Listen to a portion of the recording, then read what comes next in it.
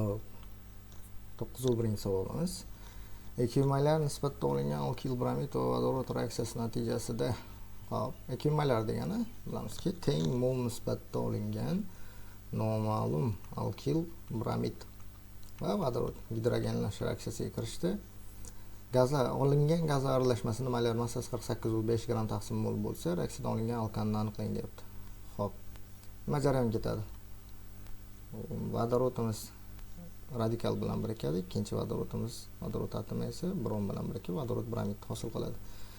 Reaksiyamiz ekvimalar nisbatda olib borildi deyapti. Reaksiyamiz ham 1:1 mol nisbatda mahsulotlar, reagentlar reaksiyaga kirishib mahsulotlar hosil bo'lgan. Bu yoqda yana 1:1 mol nisbatda mahsulot hosil bo'ladi. Va olingan gazlarimiz o'rtacha molar massasi, ham o'rtachani topish formulasiga qo'yib olamiz. Birinchi alkanni massasini bilmayman, x, 1 mol vodorod bromidniki esa 81 taqsim mollar yig'indisi 1 + 1 teng ekan 48,5 ga. Taqsim 1 yozib olsam hech narsa o'zgarmaydi, proporsiyali tenglama.